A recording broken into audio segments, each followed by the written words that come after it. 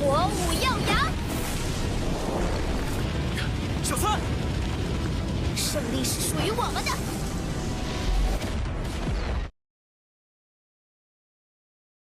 Jadi di pembahasan akhir part sebelumnya, memperlihatkan Tangsan yang berhasil membunuh Senian dengan jarum beracunnya.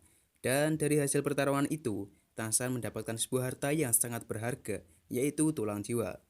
Namun tidak semua tulang jiwa cocok dengan Tangsan, sehingga Tangsan harus bijak dengan tidak berburu-buru untuk memakainya, sebelum ia mengetahui peran dari kekuatan jiwanya. Karena jika tidak cocok, malah akan melenyapkan tulang jiwa lainnya. Dengan kemampuan mata ungunya, Tangsan berhasil mengetahui jalan keluar, dan ia kembali ke akademi dengan tubuhnya yang terlihat melemah. Kedatangannya langsung disambut Xiaowu yang dari tadi mencemaskannya.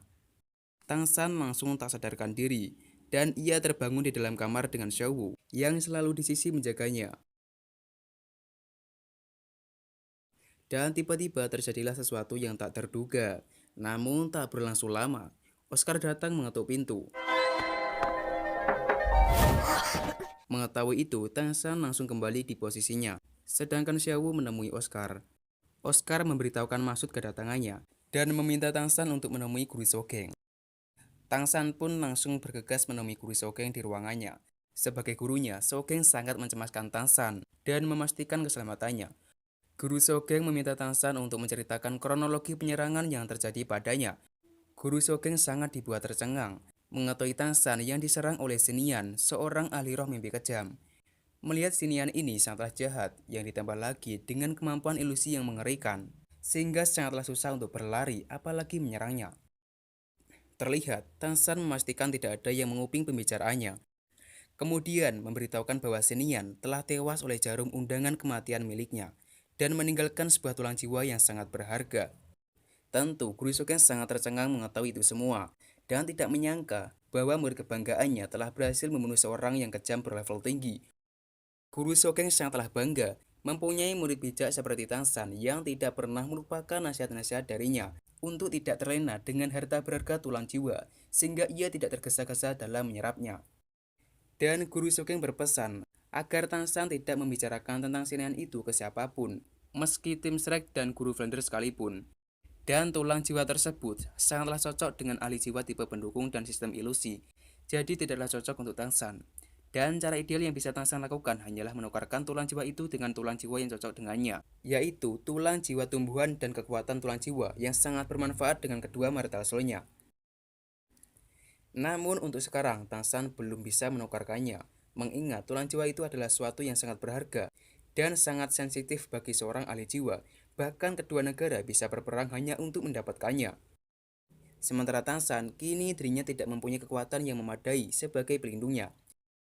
Dan Tangsan mengetahui bahwa sebenarnya Sinian mendapatkan tulang jiwa tersebut dengan menyerang beberapa penjaga dan mencuri tulang jiwa itu yang telah menjadi barang lelang rumah pelelangan Tiandou. Mengetahui itu, Guru Shokeng melarangnya mengembalikan tulang jiwa tersebut, sebab hal itu malah akan menjadi masalah besar baginya, karena dikhawatirkan akan membongkar sebab kematian Sinian sebagai pembunuh sekaligus pencuri barang lelang.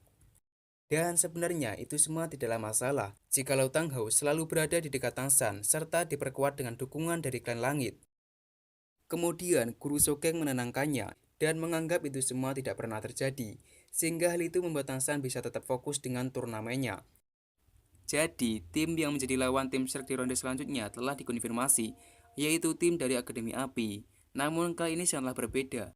Tim ini sudah terdiri dari ahli roh yang saling melengkapi, yang mana tim ini mempunyai kekuatan serangan yang sangat hebat, dan disempurnakan dengan ahli roh sistem kendali dan sistem pendukung.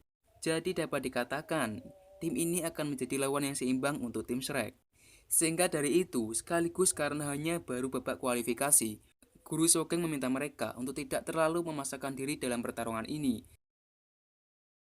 Tentu mereka semua memutuskan untuk tetap bertarung meski mendapatkan lawan yang seimbang, bahkan yang sangat kuat sekalipun. Dan Guru Shokeng menyerahkan pertandingan ini kepada Guru Siming sebagai wakil ketua untuk mengatur strategi pertarungan mereka. Lalu Guru Siming berkata bahwa saat masih menjadi murid, dia belum pernah ikut serta dalam turnamen ini. Jadi sebenarnya kesempatan ini merupakan impiannya sejak kecil. Dan kedua tim telah memasuki arena. Keduanya merupakan tim terbaik yang belum pernah kalah, serta mempunyai keseimbangan pada formasi ahli rohnya. dan pertarungan pun dimulai. 比赛倒计时3、Tangsan berusaha memahami strategi yang elegan untuk mengalahkan tim terkuat ini. Dari segi serangan dan kekuatan, nampaknya pertarungan mereka masih seimbang. Yang mana dari kedua tim ini belum terdapat ahli roh yang menonjolkan kelebihannya secara maksimal. Hingga akhirnya Tangsan menjalankan langkah jeniusnya.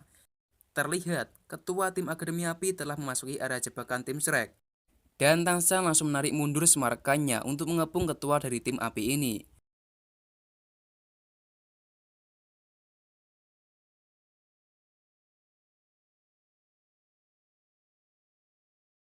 Kemudian, Demupei memakai kemampuan ketiganya untuk mulai menghabisinya. Namun di waktu yang bersamaan, ahli roh sistem kendali telah memakai kemampuan ketiganya. Dan dengan sangat cepatnya, tim api mampu membalikkan keadaan. Kini Tangsan telah terjebak dan terkepung dalam area musuh. Hal ini sangatlah berisiko besar mengancam kekalahan tim Shrek.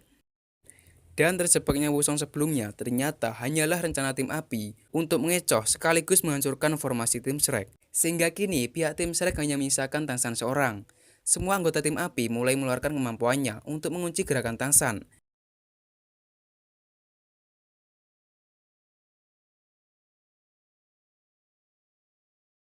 Namun perlu diingat, Tangsan merupakan ahli roh yang menguasai segalanya. Alhasil, dengan gerakan yang super cepat dan ditambah lagi dengan kemampuan mata setannya, Tangsan sangat mudah menghindari itu semua. Dan dengan sengaja dia berlari ke arah penyerang yang sangat berbahaya untuk kemudian menghilang secara tiba-tiba menghindari serangan itu. Dengan maksud, menjadikan serangan itu sebagai alat untuk menghancurkan formasi tim api itu sendiri. Semua tidak mengerti dan dibuat sangat heran dengan kemampuan apa yang Tangsan gunakan yang terlihat tidak menggunakan kekuatan jiwa, alat jiwa, atau bahkan tulang jiwa. Karena memang Tangsan menggunakan kemampuan rahasia yang telah ia kuasai saat ia masih menjadi anggota dari Setetamen. Jadi, tidak ada satupun ahli jiwa yang mampu melakukan yang seperti Tangsan lakukan.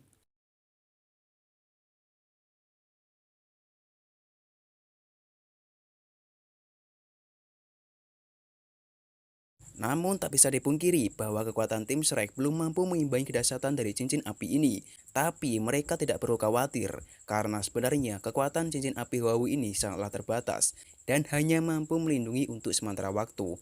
Jadi kekuatan Huawu ini akan terus melemah, atau bahkan bisa habis jika ia terus menggunakannya. Dan terlihat, Jingzhou langsung memulihkan semua rekannya. Sementara itu, tim api terus memacu kekuatannya secara maksimal. Mereka menggunakan teknik roh keempat, kemudian menggabungkan menjadi sebuah kekuatan api yang sangat besar dan mengerikan. Dan dengan penuh percaya diri, Tangsan mulai berjalan mendekati kekuatan dahsyat tersebut. Hanya dengan seorang diri, Tangsan menahan kekuatan dahsyat tersebut. Sedangkan semua temannya hanya bisa menyaksikannya, karena mereka semua mengetahui kemampuan Tangsan sangatlah luar biasa dan jauh melampaui seorang ahli roh pada umumnya. Sementara itu, Huawu mengeluarkan kekuatannya dengan maksimal, yang tentu membuat kekuatannya itu semakin melemah. Sehingga ia memutuskan untuk mengurangi dan menghentikan serangannya. Kesempatan itu langsung digunakan Tangsan untuk memperlihatkan kemampuannya. Tentu, semua sangat terkejut melihat Tangsan yang tahan terhadap api. Dan sebenarnya hal itu bisa terjadi karena ia telah mengkonsumsi bunga yin-yan yang membuatnya mampu bertahan di suhu panas maupun dingin. Setelah itu, Tangsan langsung mengurung mereka semua ke dalam penjara rumputnya. Dan pertarungan pun sudah berakhir. Kekuatan tim api semakin melemah sehingga tak mampu lagi untuk bertarung. Bahkan Huawu sampai muntah darah akibat dari memaksakan diri. Sampai pada akhirnya tim api mengakui kekalahannya. Dan tim Shrek telah berhasil mendapatkan kemenangan mutlak atas kekalahan dari tim api itu. Dalam babak kualifikasi ini, tim Shrek telah mendapatkan kemenangan berturut-turut tanpa kekalahan sama sekali, dengan 11 kali kemenangan dari 11 pertandingan. Tim Shrek melewati para pendukungnya yang kini semakin meningkat. Tentu, hal itu membuat tim api merasa iri melihatnya. Terlebih Huawu, nampak ia sangat berambisi membalaskan kekalahannya. Kemudian dia dihampiri Feng Xiaotian, salah seorang anggota dari tim angin yang bersedia membalaskan kekalahannya. Ia sangat yakin mampu berhasil mengalahkan Tangsan, sebab Tangsan yang kebal terhadap api belum tentu kebal terhadap kekuatan anginnya. Dan itu semua Feng Tian peruntukkan demi rasa cintanya kepada Huawu.